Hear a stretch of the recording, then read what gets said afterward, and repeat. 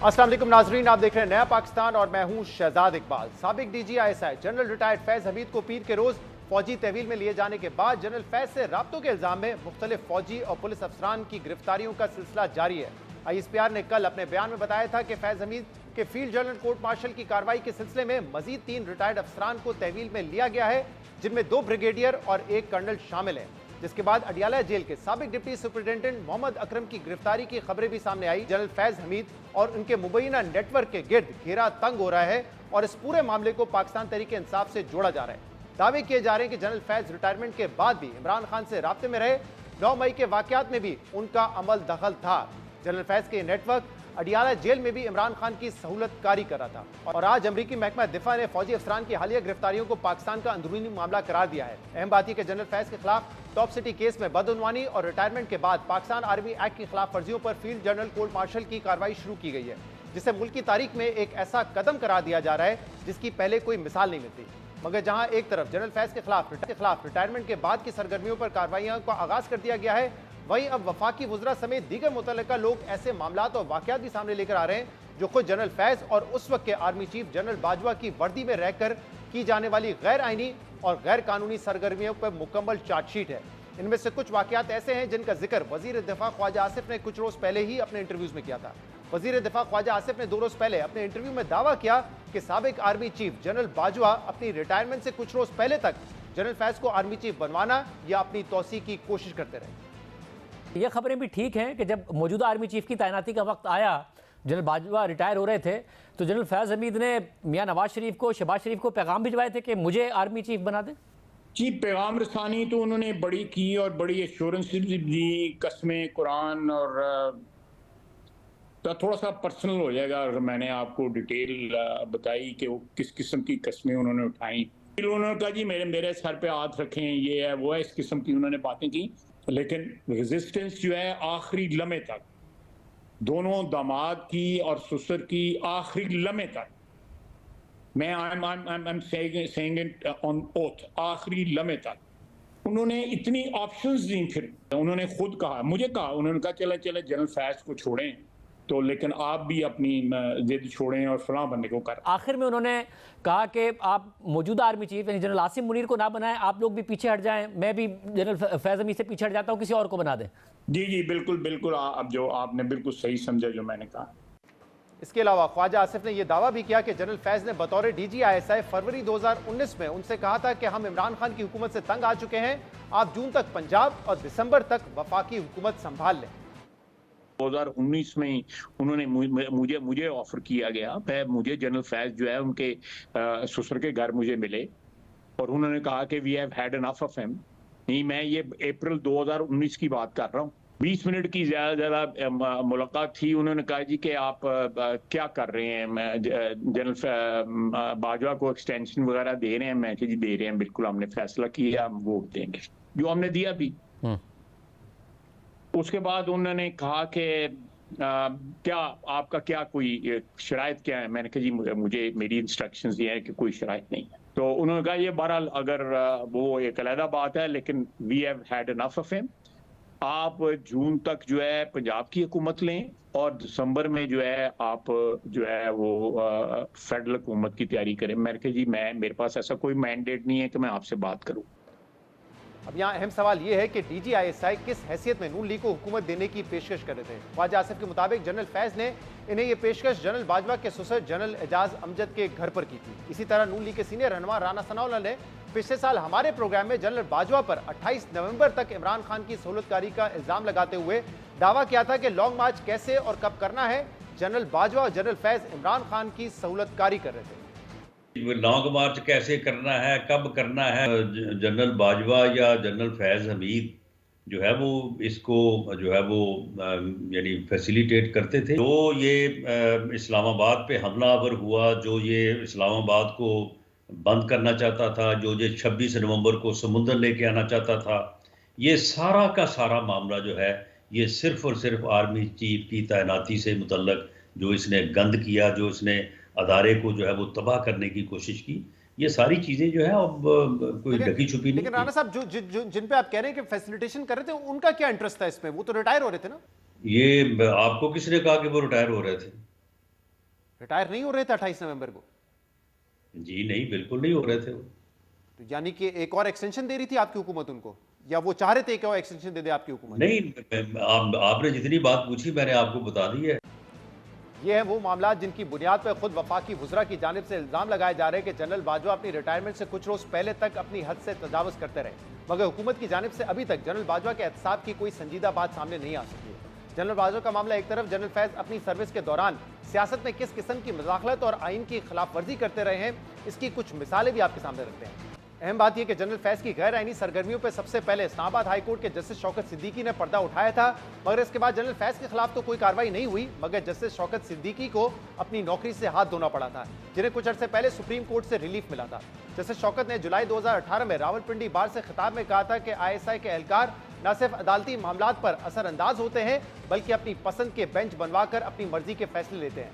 Justice Shaukat अजीज सिद्दीकी के मुताबिक general Faiz ने उनको कहा था कि अगर नवाज शरीफ और मरियम नवाज को इलेक्शन से पहले जेल ना भेजा तो उनकी 2 साल की मेहनत जाया हो जाएगी। आज के इस दौर में ISI पूरी तरह जुडिशियल प्रोसीडिंग्स को मैनिपुलेट करने में इन्वॉल्व है। ISI के लोग मुख्तलिफ जगह पहुंचकर अपनी मर्जी के बेंच बनवाते हैं। आपके पास अगर ये केस आता है अपील में तो आप क्या करेंगे? फैज हमीद साहब ने कहा, मैंने उन्हें ये कहा जी कि देखें बात ये है, अगर ये केस मेरे पास आता है और मुझे महसूस होता है कि इसमें एक्यूज को सज़ा एविडेंस की रिक्वायरमेंट से कम मिली है और उसका ऑफेंस बढ़ा है, तो आई हैव द करेज कि मैं नोटिस भी दे दूँ इन्हांसमेंट का।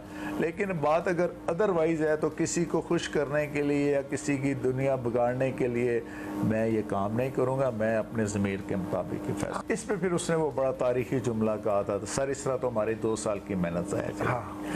बेंच फिक्सेस समेत अदालती मामलात में मुदाखलत के अलावा जनरल फैज सियासी इंजीनियरिंग में भी बराह रास्त मुलविस रहे। साबिक वज़ीर आज़म इमरान खान खुद तस्लीम करते रहे कि उन्हें बजट पास करवाना हो या कोई बिल मंजूर करवाना हो तो एजेंसियों को कहना पड़ता था कि इत्तेहादियों को असेंबली में लेकर आएं, जबकि उस वक्त MQM समेत हुकूमती इत्तेहादी जमातें और अपोजिशन भी दावा करती थी कि उन्होंने एजेंसियों के कहने पर वोट डाला है। 2021 में इमरान खान की जानिब से एतमाद का वोट लेने के मौके पर मरियम नवाज ने दावा किया कि इमरान खान ने एजेंसीज के सरबरा के जरिए MNAs पर दबाव डालकर एतमाद का वोट हासिल किया है। इसमें एजेंसीज को इन्वॉल्व किया गया। 2 MNAs को जो राजी नहीं हो रहे थे आखिरी वक्त तक इनको वोट देने पर, उनको गोलड़ा के एक इदारे के कंपाउंड में ले जाया गया। वहां पर 4 घंटे एक कंटेनर के अंदर बंद रखा गया और उनको मजबूर किया गया एजेंसीज के लोगों के हाथों कि वो इमरान खान को वोट दें। कहां है उस शख्स की गैरत जो कहने को तो वजीर आजम की कुर्सी पर बैठा है, लेकिन एजेंसीज को ये कहता है, एजेंसीज के सरबराहों को ये कहता है कि मेरे अरकान से जबरदस्ती मुझे वोट ला के दो। इसी तरह मरूम सेनेटर हासिल बेजिंजो ने भी इससे कुछ अर्सा पहले सेनेट में सादिक संजरानी के खिलाफ अदम एतमाद के मौके पर भी जनरल फैज पर इल्जाम लगाया था कि जनरल फैज ने सेनेट में हुकूमत को अरकान पूरे करके दिए हैं। सियासत और अदालत में मुदाखलत के अलावा जनरल फैज मीडिया के मामलात में भी मुदाखलत करते थे। साबिक चेयरमैन पैमरा अफसार आलम ने 2 रोज पहले खुद जनरल फैज की एक ऑडियो सुनवाते हुए बताया था कि कैसे जनरल फैज बास चैनल्स को लाइसेंस दिलवाने के लिए उन पर दबाव डालते थे। हम जनाब अली, कैसे हैं आप? खैरियत से? खैरियत से, आप सुनाएं? मैं ठीक हूँ, आपकी दुआएं।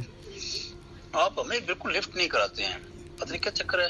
कमाल, हम तो पूरी कोशिश कर चुके हैं। कमाल करते हैं, सारी लिफ्ट आपके लिए। नहीं सही बता रहा, मैं तो गिला कर रहा हूँ। अच्छा, गिला कर रहे हैं?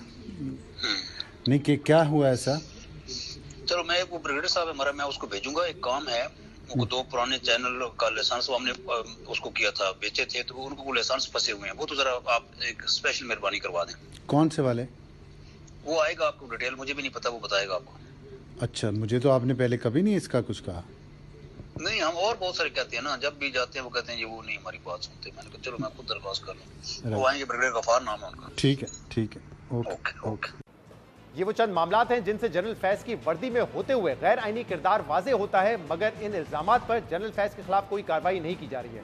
और अब उन्हें जिन मामलात पर फौजी तहवील में लिया गया है उनका ताल्लुक बदइनवानी और रिटायरमेंट के बाद सरगर्मियों से है। इमरान खान ने जनरल फैज की गिरफ्तारी को फौज का अंदरूनी मामला करार दिया है, जबकि हुकूमत की जानिब से जनरल फैज की गिरफ्तारी को 9 मई के वाकयात से भी जोड़ा जा रहा है। हुकूमत तो अब जनरल फैज पर इल्जामात लगा रही है, मगर हम आपको एक अहम खबर देते हैं कि 9 मई के फौरी बाद पाकिस्तान तहरीक इंसाफ के 2 अहम रहनुमाओं ने खुद जनरल फैज की 9 मई के वाकयात में मुलविस होने को पार्टी छोड़ने की वजह करार दिया था, जिसकी तफसील हम आपके सामने रखते हैं। 9 मई के बाद गिरफ्तारी और फिर पार्टी छोड़ने पर रिहाई मिलने के बाद पाकिस्तान तहरीक इंसाफ के 2 सीनियर रहनुमा जो इमरान खान के बहुत करीब समझे जाते थे, उनसे जब हमने पूछा था कि आपने पार्टी क्यों छोड़ी, तो उन्होंने हमें बताया कि कस्टडी के दौरान हमें सबूत दिखाए गए कि 9 मई फौज में बगावत की कोशिश थी जिसमें जनरल फैज और उनके लोग मुलविस थे। उन्होंने कहा कि दौरान हिरासत उन्हें बताया गया कि जिना हाउस और दीगर जगहों पर हमला और जलाओ घेराव पहले जनरल फैज के लोगों ने शुरू किया और फिर पाकिस्तान तहरीक इंसाफ के लोग और हुजूम उसमें शामिल हो गए। हमने उनसे पूछा कि आप इन बातों पर यकीन करते हैं, जिसका जवाब में उन्होंने कहा कि मुझे ये बताया गया था और पार्टी छोड़ने की ये अहम वजह है। यानी पाकिस्तान तहरीक इंसाफ के 2 रहनुमाओं ने जनरल फैज के 9 मई में मुलविस होने को पार्टी छोड़ने की वजह करार दिया है, मगर पाकिस्तान तहरीक इंसाफ का यह दावा है कि बाज रहनुमाओं को उनकी करप्शन की फाइल्स दिखाकर उनसे पार्टी छुड़वाई गई, उन्हें पार्टी छोड़ने पर मजबूर किया गया। इसके अलावा पाकिस्तान तहरीक इंसाफ छोड़ने वाले और भी कई लोगों से हमने बात की थी और कुछ लोग ऑन रिकॉर्ड आके प्रेस कॉन्फ्रेंस पे खुद भी अपनी बात कर चुके हैं, लेकिन उन्होंने कभी जनरल फैज के 9 मई में मुलविस होने का जिक्र नहीं किया। इस वक्त जो सूरत हाल है उस पर हम राना सनाउल्लाह का मौकिफ लेंगे, लेकिन उससे पहले हमारे साथ मौजूद हैं सीनियर साफी एजाज सैयद। एजाज, बहुत बहुत शुक्रिया वक्त देने के लिए। इस वक्त हम देख रहे हैं कि पीर को जनरल फैज की कस्टडी में लेने की खबर सामने आई कि उनके खिलाफ कार्रवाई का आगाज हो चुका है, जिसमें टॉप सिटी का भी मामला था, पोस्ट रिटायरमेंट जो उनकी एक्टिविटीज थी उसका भी जिक्र किया गया। फिर उनके कुछ साथियों के हवाले से कल एक और ISPR की प्रेस रिलीज आई है कि उनको भी कस्टडी में ले लिया गया है और साथ साथ अडियाला जेल से भी खबरें आ रही है कि वहां पे जो डिप्टी सुपरिटेंडेंट थे उनको उनकी टीम को हिरासत में लिया गया है। ये क्या मामला ये आपस में जुड़े हुए हैं जनरल फैज के और अडियाला जेल में जिन लोगों को सरूदकाली के इल्जाम लग रहे हैं? जी, डिप्टी जेल सुपरिटेंडेंट जो हैं मोहम्मद अकरम, उनके वाले से तो ये बात रिकॉर्ड पर मौजूद है कि वो इमरान खान को डिप्टी सुपरिटेंडेंट जेल की हैसियत से फैसिलिटेट करते रहे हैं। साबिक प्राइम मिनिस्टर थे इमरान खान, और इमरान खान जब उनको ट्रांसफ़र किया गया था मोहम्मद अकरम को, तो इमरान खान साहब ने इस बात पे बड़ा अफसोस का इजहार भी किया था और एक माइल्ड सा एहतजाज भी इन्होंने किया था। और इसके बाद हमने देखा कि उनको लाहौर से ट्रांसफ़र करके वापस रावलपिंडी लाया गया और फिर वो लापता हो गए। कानूनी तौर पे अभी तक उनको जिसे कहते हैं ना गिरफ़्तार नहीं किया गया, क्योंकि उनकी गिरफ़्तारी किसी जगह रिकॉर्ड पर नहीं लाई गई। और आपको पता होगा कि उनकी जो फैमिली है वो भी Lahore high court Rawalpindi bench में गई है और Lahore high court Rawalpindi bench की तरफ से हिदायत भी की गई है मुतलका पुलिस अफसर को कि उनको वो 20 अगस्त तक प्रोड्यूस करें अदालत के अंदर। तो पहली बात तो ये कि ये जो भी इनको उठाया गया है वो कानूनी नहीं है। और इस पूरे मामले को बतौर सहाफ़ी आप कैसे देख रहे हैं, क्योंकि टॉप सिटी का जो मामला है वो तो आपने बहुत पहले 2017 में जब ये हुआ उसके बाद ही फौरी तौर पे उठा लिया था, तो ये पूरा जो मामला है इस वक्त ये एहतसाब का मामला है, इसका मकसद एहतसाब है या जो फौज का इदारा है उसमें एक मैसेजिंग देना है कि पोस्ट रिटायरमेंट भी अगर आप सियासी सरगर्मियों में मुलविस होंगे, क्योस पैदा करने की कोशिश करेंगे तो आपसे फिर सख्ती से निपटा जाएगा, या फिर ये पाकिस्तान तहरीक इंसाफ को मजीद दबाव में लाने की कोशिश है? कैसे देख रहे हैं इसको आप? देखिए, ये चीज़ें आपस में इंटरलिंक्ड हैं, इसमें कोई डाउट नहीं है कि पाकिस्तान की जो फ़ौज है वो पहली दफ़ा हमने देखा कि जो वेटरन्स हैं वो बड़े एक्टिवली वो पार्टिसिपेट करते हुए नज़र आए। पॉलिटिकल जो एक्टिविटी है, सियासी बयानिए को फ़रोग देने में वो बड़े मुतरक नज़र आए और पर्टिकुलरली जो बाज़ वेटरन्स हैं उन्होंने PTI और इमरान खान के बयानिए को बड़ा फ़रोग दिया।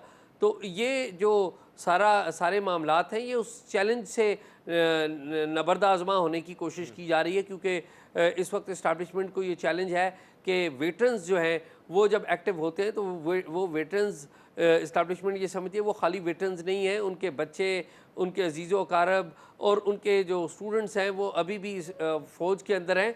तो इस तरह उनका जो डिसिप्लिन है उसको कोई ख़तरात लाक हो सकते हैं। तो अमली तौर पे ये वेटरन्स को और फ़ौज को कंट्रोल करने की कोशिश है, और ज़ाहिर है जब आप वेटरन्स को कंट्रोल करते हैं तो मैसेज PTI को भी जाता है। और एजाज, आपकी इतलात के मुताबिक ये मामला और कितना आगे बढ़ेगा, क्योंकि इस वक्त कुछ लोग, कुछ सहाफ़ी ये बात कर रहे हैं कि ये पूरा नेक्सस है जिसको ब्रेक करने की कोशिश की जा रही है, तो इसमें मजीद फौजी अफसरान भी हो सकते हैं, कुछ लोगों को कहना है कि सियासी रहनुमा भी हो सकते हैं, कुछ लोग जुडिशरी की तरफ भी इशारा कर रहे हैं। तो ये कहाँ तक जाता हुआ नजर आ रहा है ये मामला? देखिए, ये इसमें तो कोई डाउट नहीं है कि बाज़ जजेस भी थे, बाज़ हमारे मीडिया के लोग भी थे जो जुड़े हुए थे, इन तमाम मामलात के अंदर।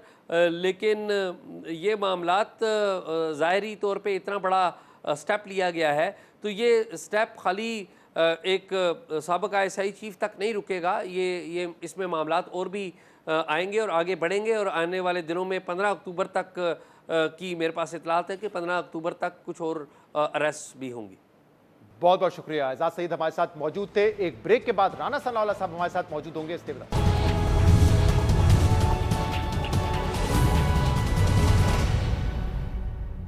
Welcome back. General Faiz Hamid और दीगर एहलकारों की गिरफ्तारी और इसके अलावा दीगर मामलों पर हम बात करेंगे, और इसके लिए अब हमें ज्वाइन किया है PMLN के सीनियर रहनुमा और वफाकी वजीर राना सनाउल्लाह ने। राना साहब बहुत बहुत शुक्रिया वक्त देने के लिए। हमने देखा कि इस हफ्ते बड़ी खबरें आई, ISPR के 2 प्रेस रिलीज आए। एक में बताया गया कि साबिक लेफ्टिनेंट जनरल फैज हमीद को कस्टडी में लिया गया है, उनके खिलाफ चार्जेस हैं, जिसमें टॉप सिटी वाला मामला भी है, पोस्ट रिटायरमेंट उनकी जो एक्टिविटी है उस हवाले से भी वो कह रहे हैं कि आर्मी एक्ट की खिलाफवर्जी की है। फिर उनके कुछ साथियों का भी नाम आया कल जो प्रेस रिलीज आई, और उसमें बताया गया कि उनकी भी जो सियासी एक्टिविटीज थी जिससे वो अदम इस्तेकाम पैदा करना चाहते थे, तो उनको भी कस्टडी में लिया गया है।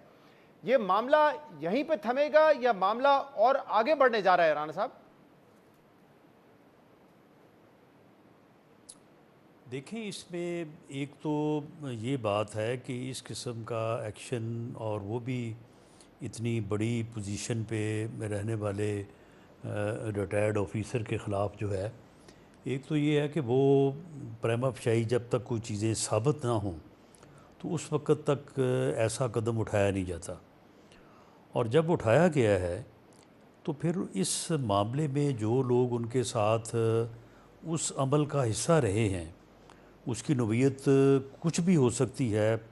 करप्शन की एलिगेशन है, और उसके अलावा मेरी असेसमेंट है कि इसमें लाजमी तौर पे रियासत या अदारे के जो मफादात हैं उनके ख़िलाफ़ अमल जो है वो ज़रूर शामिल होगा। तो अगर उनके ख़िलाफ़ ये एक्शन लिया जाता है तो उनके साथ जो यानी रिटायर्ड लोग या बावर्दी लोग या सिविलियन लोग इसमें शामिल होंगे, तो लाजमी बात है वो जो एक्शन है वो उन लोगों का इहाता करेगा। राणा साहब, ये क्योंकि जिस वक्त जनरल फैज हमीद रिटायर हुए उस वक्त आप इंटीरियर मिनिस्टर थे, उसके 10 माह बाद तक भी आप इंटीरियर मिनिस्टर रहे, तो ये जो ISPR की प्रेस रिलीज में कहा गया था कि पोस्ट रिटायरमेंट भी उनकी जो एक्टिविटीज़ थी उस हवाले से उन्होंने आर्मी एक्ट की खिलाफ वर्जी की है, आपको अंदाज़ा है किन एक्टिविटीज़ की ये बात है? कौन सा ऐसा उनका किरदार था जिसकी वजह से उनको इस वक्त कस्टडी का सामना है? देखिए शहजाद साहब, जहाँ तक एक इंक्वायरी और उसके बाद जो है वो एक यानी प्रूफ के साथ कोई चीज़ जो है वो तो अभी सामने आएगी, लेकिन जहाँ तक अफवाह या हेरसी से के मुतल्लक आप बात करते हैं तो ये बातें तो उन दिनों में भी होती थी जब अभी वो यूनिफॉर्म में थे, और ये नवंबर का जो धरना और लॉन्ग मार्च था तो उस वक्त भी ये बात होती थी कि जी इसके पीछे फ़लाँ साहब हैं और वो पूरा सेट जाए हैं कि जी धरने को कहाँ पे रुकना चाहिए, कहाँ पे चलना चाहिए, फिर उसको किस दिन जो है वो यहाँ पे पहुँचना चाहिए, इस्लामाबाद क्यों नहीं, पिंडी में क्यों जमा होना चाहिए। तो ये सारी चीज़ें जो है जो उस वक्त भी होती रही हैं। 9 मई के जब वाक़यात हुए हैं, 9 मई के वाक़यात के बाद ये बात जो है ये बिल्कुल फ़ज़ाओं में थी, लोगों के तबसरों में थी, लोगों की जो है वो एनालिसिस में थी कि जी इसके पीछे फ़लाँ साहब का हाथ है, और उन्होंने ये कहा था कि जनाब आप जब इस तरह से एहतजाज करेंगे तो उसके बाद फिर इस तरह का रिएक्शन जो है वो अदारे के अंदर से और इस तरह का जो रिटायर्ड लोगों में आएगा, तो उससे जो है वो ये सूरत हाल जो है वो तब्दील हो जाएगी। तो ये बातें तो उस वक्त होती रही हैं, लेकिन इनका कोई सबूत किसी ने पेश नहीं किया उस वक्त, ना इसके बारे में किसी ने इंक्वायरी की। अगर अदारे ने इंक्वायरी की हो, उस वक्त से की हो, और अब आके चीज़ें राइप अप हुई हों तो मैं कह नहीं सकता, या अब अगर इंक्वायरी शुरू हुई है तो कुछ चीज़ें सामने आई हैं, तो लेकिन ये फ़ज़ाओं में ये बात मौजूद थी। अच्छा, ये जो आपने बात की है नवंबर 2022 के धरने की या फिर जो एहतजाज उस वक्त रिकॉर्ड करवाने आए थे इमरान खान, मैं उस पर बात करूंगा क्योंकि आप हमारे प्रोग्राम में उस हवाले से एक अहम इन्फॉर्मेशन पहले दे चुके हैं, लेकिन उससे पहले ये बताइएगा, PTI तो ये कहती है कि ये फौज के अंदरूनी मामला है, इससे हमारा कोई ताल्लुक नहीं है, और वो कह रहे हैं कि आप लोग इस मामले को अब पॉलिटिसाइज कर रहे हैं। जी, हम बिल्कुल इसको पॉलिटिसाइज़ नहीं कर रहे, हम इस बारे में बिल्कुल बड़े मोहतात हैं। और जो DGISPR की प्रेस कॉन्फ्रेंस है, हमने तो उससे कोई ज़्यादा कुछ नहीं कहा। अगर वहाँ पे कहा गया है कि पोस्ट रिटायरमेंट कुछ एक्टिविटीज़ हैं, तो उनके ऊपर बात हो रही है कि पोस्ट रिटायरमेंट एक्टिविटीज़ जो है वो यही हो सकती हैं ना, इसके अलावा कोई और तो समझ से बालातर है। और बाकी जहाँ तक टॉप सिटी वाला मामला भी जब हुआ था तो उस वक्त भी जनरल फैज़ हमीद साहब का नाम लिया जा रहा था, और उनके मुलव्वस होने से मतलब जो है उस वक्त भी किसी को शक नहीं था।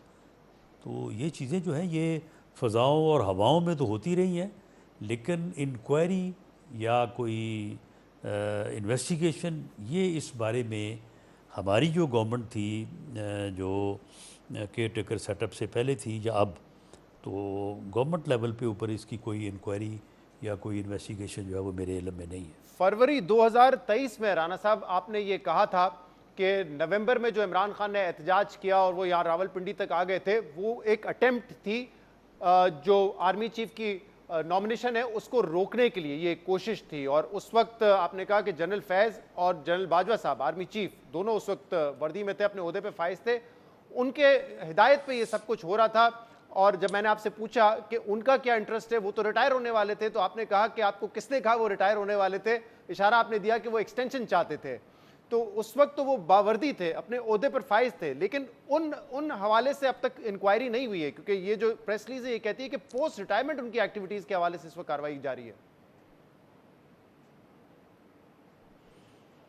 जी, ये दुरुस्त होगा। अगर पोस्ट रिटायरमेंट इंक्वायरी हो रही है तो मेरा ख्याल है कि 9 मई का वाक़या तो पोस्ट रिटायरमेंट में आता है, और उसके बाद फिर जो ये डिजिटल दहशतगर्दी हुई है अदारे के ख़िलाफ़, और पूरी दुनिया में जो है वो जिस तरह से एक माहौल बनाने की कोशिश की गई है, और अदारे के अंदर से जो है वो चीज़ों को, अब आप देखें ना, कुछ लोग बैठे हैं बाहर, वो रोज़ ही कोई ना कोई ख़बर दे देते हैं कि जी अदारे के अंदर ये हो गया, वो हो गया, फ़लाँ ने इस तरह की कोशिश की है, फ़लाँ जगह पे ये हुआ है। तो ये सारी चीज़ें जो हैं ये एक अटैम्प्ट तो हुई है, और अगर उस अटैम्प्ट के पीछे इनका हाथ हो और इनके साथ कुछ और लोग मुलव्वस हों, खा वो उनका तल्लक जो है वो अदारे से हो या ना हो, तो वो लोग तो फिर इस एक्शन की जद में आएंगे। राना साहब, 9 मई के हवाले से बहुत सारी पोजीशंस रही ना। पहले आप लोगों ने कहा कि इसका मास्टरमाइंड इमरान खान है, फिर अभी पिछले महीने आपने हमारे शो पे कहा कि बैरूनी साजिश थी, और ये एविडेंस मौजूद है कि बैरूनी कुव्वतें इस 9 मई के वाकयात में मुलविस थी। अब अगर ये कहा जा रहा है आपकी तरफ से कि 9 मई वो एक्टिविटी थी जिसके हवाले से इस वक्त इंक्वायरी हो रही है फैज़ हमीद के खिलाफ, तो यानी कि मास्टरमाइंड वो थे, तो एक साल में काफी पोजीशंस हुई हैं, तो असल जिम्मेदार कौन था फिर इसका? नहीं, इसमें ये काफ़ी पोजीशनों वाली बात ही नहीं है। मामला ये है कि मास्टरमाइंड तो इमरान खान है, इसमें तो कोई शक नहीं। ये सारा शो जो है ये रन उसी ने किया है, उसी ने इसके ऊपर मेहनत की है, उसी ने जो है वो ये मौक़िफ़ इख्तियार किया, और इसके ऊपर जो है वो ये बात करने वाला कि जी मुझे अगर गिरफ़्तार किया जाएगा तो इस तरह से होगा, और उसके बाद उसके लिए पूरा एक नैरेटिव बिल्डिंग जो है वो तो उसी ने की है। अब उसमें ये है कि बैरूनी कुव्वतें उसमें क्यों शामिल नहीं हो सकती, और यक वक्त अंदरूनी कुव्वतें और बैरूनी कुव्वतें जो है वो इस मकसद के लिए जो है वो शामिल क्यों नहीं हो सकती, या जॉइन हैंड क्यों नहीं कर सकती। और ऐसा हो सकता है तो बात की बात है, हुआ है। इस सारे अमल में जो ये यानी पिछले 2-2.5 साल में जो है वो यहाँ तक पहुँचा है, इस मुल्क की बर्बादी का जो है राना साहब, अगर आप कहते हैं हुआ है वजह बना तो है, उसके सबूत उसमें कम से कम अवाम के सामने तो नहीं आए अब तक, जिसमें बैरूनी कुव्वतें भी हैं, मास्टरमाइंड इमरान खान और फैज़ हमीद है, ये सारे सबूत। देखें, मामला ये है कि जो बात एक ज़ुबान खल्क़ पे होती है और मुख्तलिफ़ हवालों से आ रही होती है, तो उसके ऊपर आपको एक हद तक यकीन होता है, आप एक हद तक यकीन कर सकते हैं।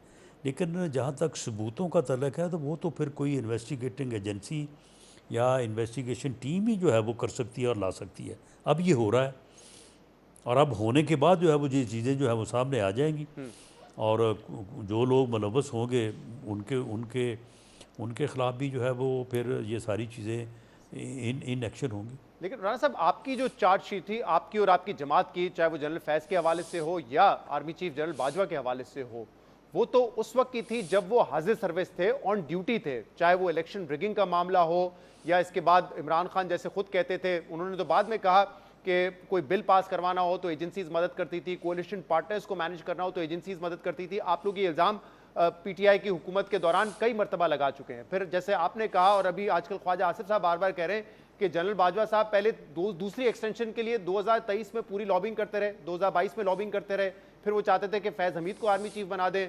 फिर उन्होंने ख्वाजा आसिफ ने कहा मैं ऑन ओथ ये भी कहने के लिए तैयार हूँ कि उन्होंने फिर एक तीसरा नाम दे दिया और उन्होंने कहा बाजवा साहब ने कि ठीक है, जो मौजूदा आर्मी चीफ हैं आसिम मुनीर साहब वो ना बने लेकिन फैज़ भी नहीं बनेंगे। तो ये जो सब कुछ होता रहा, हाजिर सर्विस थे, तो आपको लगता है कि उस हवाले से भी कार्रवाई होनी चाहिए? क्योंकि जो असल किरदार है, जो मदाखलत के हवाले से बात की जाती है, वो तो उस वक्त होती है ना जब वो ऑन जॉब होते हैं, ऑन ड्यूटी होते हैं।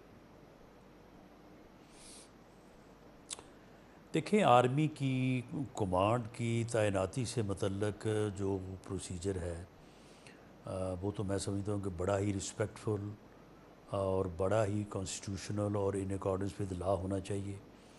और अगर उसमें कोई थोड़ा बहुत झूल है भी है तो उसको डिस्कस नहीं किया जाना चाहिए, क्योंकि ये वही कमांड है जिस कमांड के हुक्म के ऊपर लोग अपनी जान तक जो है वो कुर्बान करते हैं। और अगर इसको आप इस अंदाज़ में एनालाइज़ करेंगे तो फिर इसका क्या इम्पेक्ट और इफ़ेक्ट होगा और क्या फिर उससे मुल्क मुतासर नहीं होगा। मामला ये है कि इन लोगों का जो किरदार रहा है वो इनका इनफरादी किरदार था और इनफरादी तौर पे इन्होंने अगर कुछ ऐसी चीज़ें की हैं कि जो इनका ना मनसब इनको इजाज़त देता था, ना उस मनसब के शयान शान थी, ना इनके अपने शयान शान थी, तो मेरा ख्याल है कि उनके ऊपर इनको इस अमल से अलहदा करके जो है वो इनको जो है वो डिस्कस किया जाना चाहिए। ये सारी चीज़ें जो है ये उस वक्त अगर हुई हैं तो ठीक है, उसके मुताबिक अदारा जो है वो इस इंक्वायरी के अमल में ये देखेगा कि कौन सी वो चीज़ें हैं जो अदारे के अंदर किसी किस्म की जो है वो डिस्टेबिलिटी, इंस्टेबिलिटी या जो है वो कोई ख़राबी पैदा करने के लिए जो है वो की गई है और विलफुली की गई है, तो उसके मतलब मेरा ख्याल है कि वो उस वक्त की हो या अब की गई हो जी, तो वो जो है वो उससे तो बच नहीं सकेंगे, उसके ऊपर तो एक्शन होगा। आप कह रहे हैं कि इदारे को ये देखना चाहिए कि जब वो हाजिर सर्विस थे तो उस वक्त भी उनकी क्या मदाखलत रही थी, क्या एक्टिविटी थी, उस हवाले से भी उनको देखना चाहिए।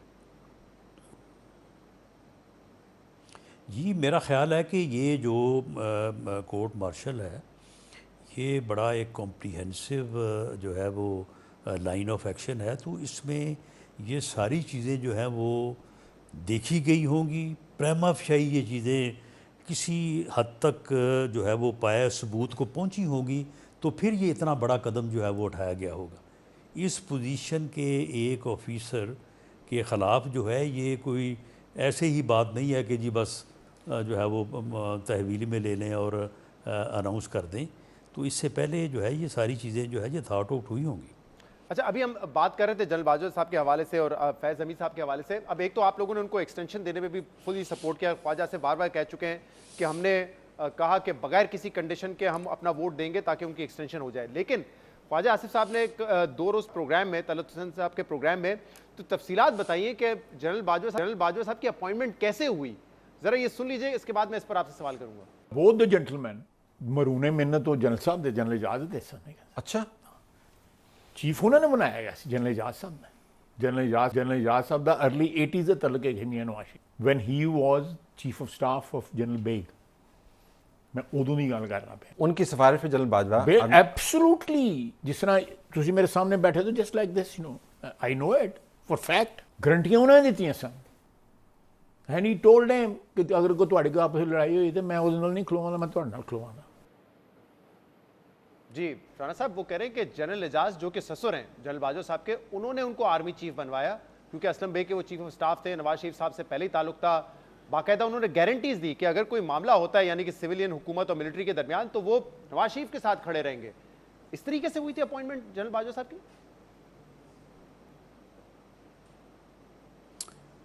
देखिए शहजाद साहब, हर आदमी की एक अपनी जो है वो राय या सोच होती है, तो मैंने तो इस बारे में आपसे पहले ही गुजारिश कर दी है। तो वो ख्वाजा आसिफ साहब से क्वेश्चन किया गया होगा तो उन्होंने फिर उसका जवाब दे दिया, लेकिन मैं तैनाती के अमल को इस तरह से डिस्कस करने से मुतफिक नहीं हूँ। लेकिन राणा साहब ये सोचे ना, डिफेंस मिनिस्टर उस वक्त भी थे ये ख्वाजा आसिफ साहब, मतलब इसमें मेरिट कहाँ रह जाती है कि किसको आपने मेरिट पर अपॉइंट करना है? वो कह रहे हैं बस गारंटीज चाहिए थी, ससुर साहब ने गारंटी दे दी और वो आर्मी चीफ तैनात हो गए। फिर इसी तरह अगर अपॉइंटमेंट्स होती है फिर ही मसाइल पैदा होते हैं ना। आप मेरिट पे काम करेंगे तो क्यों मसाइल पैदा होंगे फिर? नहीं देखें, ये कमांड जो है ये तो इसका तो मेरिट जो है वो बिल्कुल हर चीज़ से बालातर होना चाहिए, और ये अमल जो है वो बिल्कुल कॉन्स्टिट्यूशन और कानून के मुताबिक होना चाहिए। इस कमांड की अदरवाइज़ एक बड़ी जो है वो अहमियत है। लोगों ने इस कमांड के ऊपर जो है वो अपनी जानों का नजराना पेश करना होता है, तो मैं समझता हूँ कि इसको डिस्कस करना कोई इतनी मुनासिब बात तो नहीं है। डिस्कस तो नहीं कर रहा मुनासिब बात, लेकिन अगर अपॉइंटमेंट की बात मैं कर रहा हूँ, अगर हुआ भी है तो फिर भी तो चले, मेरा ख्याल है कि अब इसमें से क्या चीज़ निकालनी है। मामला तो ये है कि आप जो हमारे भाई हैं, जब आप फिर किसी चीज़ को उधेड़ना शुरू करते हैं, क्वेश्चन पे क्वेश्चन करते हैं, तो फिर कुछ ना कुछ तो आगे से बात करनी पड़ती है। लेकिन मैं तो असूली तौर पे मैं नहीं समझता कि चले मैं तो आगे की बात कर लेता हूँ। इस बात को इस तरह से जो है वो उधेड़ना चाहिए। चले अगर अपॉइंटमेंट इस तरीके से हो गई तो इसके बाद तो नवाज शरीफ साहब ये कहते रहे कि मुझे निकालने में मेरे केसेस में जनरल बाजवा साहब का हाथ था, वो पूरी एक चार्जशीट बनाते रहे, लेकिन फिर भी आप लोगों ने एक्सटेंशन भी दे दी थी उनको। तो ये क्या मामला है? क्या दोबारा जनरल एजाज साहब ने कोई गारंटी दे दी थी कि अब नहीं होगा ऐसा, इसलिए आप एक्सटेंशन दे दें? नहीं, ये बात मेरे बिल्कुल इल्म में नहीं है। मैं आपको पता ही है कि मैं ना कभी जनरल एजाज साहब से मिला, ना कभी वो एक मिठू साहब होते थे लाहौर से, तो हालांकि कई दफ़ा ये कहा भी गया कि जी उनसे मिलने ये आपका केस ख़त्म हो जाएगा। तो ये को तकरीबन 4-5 साल का अरसा है, तो मैं कभी नहीं मिला। आपका केस यानी कि जो आप पे 20 किलो हेरोइन का मामला तहरीक इंसाफ की हुकूमत में बना था, तो आपको ये सजेशंस मिल रही थी कि आप या तो एजाज साहब से मिले या फिर आप मिठू साहब से मिले जो कि समधी हैं बाजवा साहब के, उनसे मिले तो केस खत्म हो जाएगा आपका। शहजाद साहब, आपको पता ही नहीं है कि उन लोगों की उस वक्त क्या हैसियत थी और कितने कितने बड़े लोग जो है वो उनके दरे दौलत पे जाके झुकते थे। तो ये फिर हर आदमी का एक अपनी सोच है। यानी उनकी हैसियत जो है उस वक्त के वजीर आजम इमरान खान या उस वक्त के आर्मी चीफ मुनासिब नहीं समझा, से ज्यादा थी। बहरहाल अब आपने जिस तरह से मैं ये अपना अर्ज़ कर रहा हूँ कि ये चीज़ जो है ये एक ऐसी पोजीशन है कि इस पोजीशन का बरम तकद्दस जो है वो रहना चाहिए। इसकी मेरी या आपकी ज़रूरत नहीं है, इसकी रियासत को ज़रूरत है इस बात की। लेकिन मैं सिर्फ ये जानना चाह रहा हूँ कि के तहफ़्फ़ुज़ को इस बात की ज़रूरत है कि आपके ऊपर तो बड़े संगीन केस थे जिसमें फांसी की सज़ा हो सकती थी, तो जब आपको ये कहा कि आप इनसे जाके बात करें केस ख़त्म हो जाएगा, क्यों नहीं किया आपने? नहीं, मैंने मुनासिब नहीं समझा कि मैं वहाँ पे जाके इस बात की भीख मांगूँ कि जी मेरे ऊपर मेहरबानी की जाए। हमारे कई दोस्त जाया करते थे, उनके साथ ऑफ़र भी थी कि जी आएँ हमारे साथ चलें, लेकिन मैंने मुनासिब नहीं समझा। इसके अलावा राणा साहब एक और मामला है, मुल्क में इंटरनेट सर्विस पिछले 3-4 हफ्ते से बहुत ज़्यादा स्लो थी, सोशल मीडिया ऐप्स मुतासर हो रही थी और कारोबार बहुत सारे जो कि मुंसलिक है इंटरनेट से वो मुतासर हो रहे थे। कल आप ही के सेनेटर अफान साहब ने कहा कि $500 मिलियन का नुकसान ऑलरेडी हो चुका है और ये वो हुकूमत है यानी कि आपकी हुकूमत जो दावा कर रही है हम IT एक्सपोर्ट्स को $10 बिलियन पे लेके जाएंगे। पिछले हफ्ते हमने आपसे पूछा, आपने कहा मेरी नॉलेज में नहीं ऐसा कुछ हो रहा है, लेकिन अब तो आपकी शिदा फातिमा साहिबा जो कि स्टेट मिनिस्टर फॉर IT उन्होंने कहा है कि हम क्योंकि वेब मैनेजमेंट सिस्टम लेके आ रहे हैं इसलिए सब कुछ हो रहा है। लेकिन राणा साहब मैं जानना ये चाह रहा हूँ कि एग्जैक्टली ये क्या हो रहा है, क्योंकि अगर इंटेंशन ये थी कि फेक न्यूज़ को रोकना है, किसी के खिलाफ डेफेमेटरी कंटेंट डाला जा रहा है उसको रोकना है तो बिल्कुल ठीक है, वो तो होना चाहिए, ये रुकना चाहिए। और मैं उस बहस में भी जाऊंगा भी नहीं कि वो सही है, किस हद तक दुरुस्त है, किस हद तक वो सेंसरशिप है। लेकिन सवाल ये है कि क्या वो ऑब्जेक्टिव आपका अचीव हुआ है, वो हदफ आपने हासिल किया है या नहीं किया है? क्योंकि फिलहाल तो ये नजर आ रहा है कि एक आम आदमी की जिंदगी मुश्किल कर दी है, बिजनेस को नुकसान हो रहा है, कारोबार को नुकसान हो रहा है इस वक्त। तो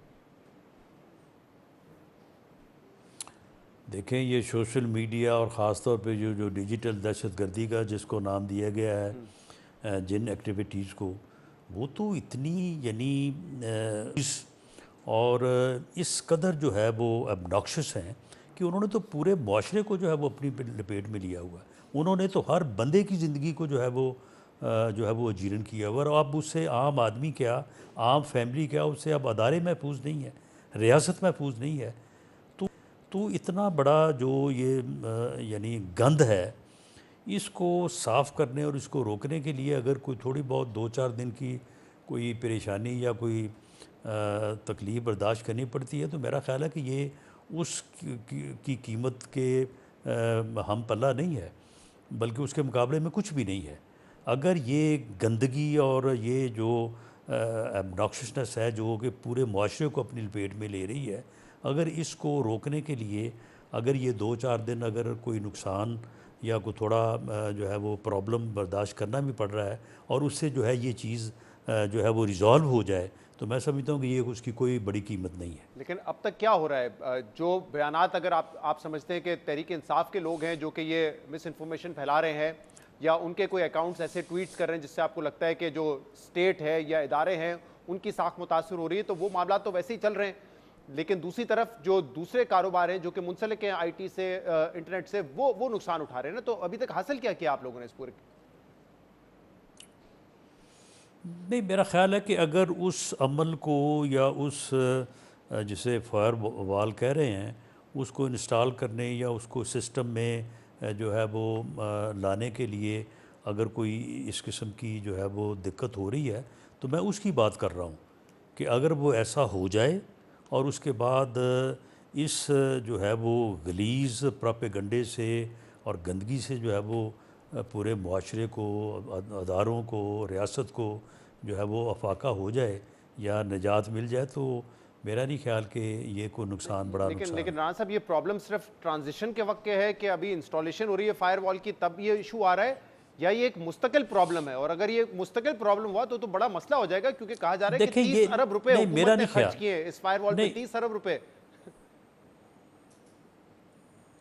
देखिए, मेरे पास कोई जो है ना वो एक्यूरेट इन्फॉर्मेशन तो नहीं है। मेरे पास वही इन्फॉर्मेशन है जो IT मिनिस्टर ने बात की है, मेरी उससे बात हो नहीं सकी, तो इसकी तफसील भी ले लेते हैं। लेकिन मेरा ख्याल है कि ये वक्ती होगा और उसके बाद जो है बाकी सारी दुनिया में ये सारा कुछ हुआ है और वहाँ पे जो है वो सारी चीज़ें बड़ी स्मूथ चल रही हैं।